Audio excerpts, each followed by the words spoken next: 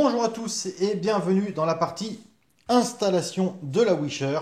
On se retrouve sur un Amiga 500 révision 5. C'est pas la révision la plus courante, mais vu que j'en ai un, on va en profiter. On va donc regarder les prérequis. Première chose, un grand merci à Jim encore une fois qui s'est permis de traduire le mode d'emploi. Voilà, pour pouvoir installer la Wisher. C'est relativement simple, mais c'est très bien d'avoir un mode d'emploi. Surtout pour les pinces croco, ça évite de faire des bêtises. Donc, première chose à faire, ça va être de retirer le 68000. Donc, je suppose que tout le monde ne possède pas un outil spécial pour le démonter. Donc, pour ce faire, un tournevis plat en bon état et si possible neuf, c'est toujours mieux, va servir à le retirer. Donc, sous le processeur, on doit pouvoir glisser le tournevis. Là, ça ne passe pas, donc, comme vous l'avez vu sur plusieurs vidéos, j'utilise un couteau, donc une lame fine. Je viens passer sous le processeur et je lève doucement pour donner un petit peu de jeu, voilà, de façon à pouvoir passer ma lame. Je prends appui sur le support et surtout pas sur la carte mère. Et je vais le déboîter gentiment.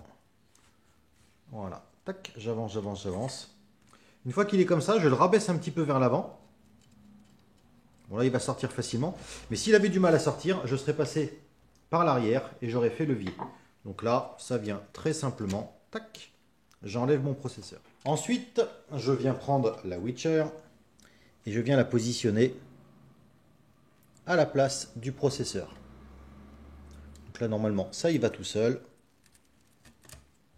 On appuie et c'est réglé.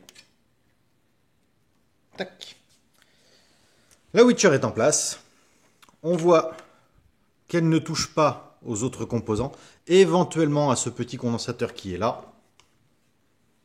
Celui-ci, mais voilà, on peut le décaler légèrement.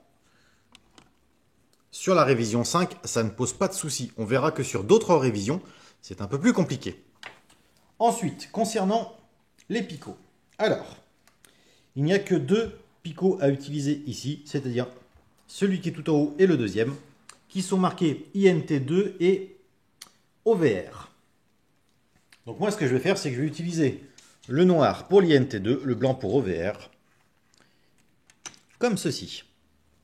Ensuite, bien évidemment, c'est écrit dans la notice, mais c'est toujours mieux de le montrer en vrai. Je prends la pince croco fil noir, donc INT, et je viens la poser sur la patte du CIA-ODD, c'est-à-dire le CIA qui est ici, et c'est la première patte en bas à gauche. Alors normalement, si je me souviens bien, c'est la patte 21.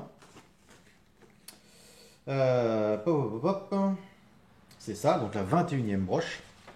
Et donc, la prise blanche, qui est donc connectée au OVR, doit être connectée à la 29e patte de Gary.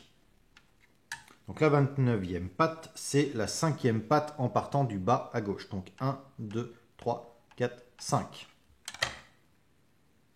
Et on vient clipper la pince croco. 1, 2, 3, 4, 5. Là, n'hésitez pas à recompter une deuxième fois parce qu'il ne faut surtout pas vous tromper. Donc 1, 2, 3, 4 et 5. À partir de ce moment-là, il n'y a plus qu'à brancher pour tester. Pour ce qui est des ROM, il vous faudra au minimum une 2.05 et au mieux une 3.1.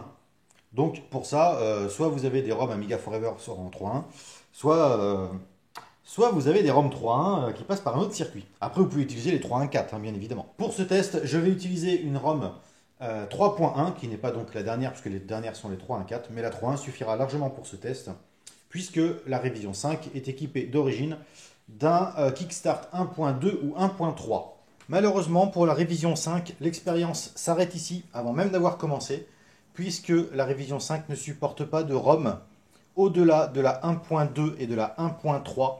J'ai fait plusieurs essais avec de la 2.04, 2.05, de la 3.1 officielle, de la 3.1 modifiée.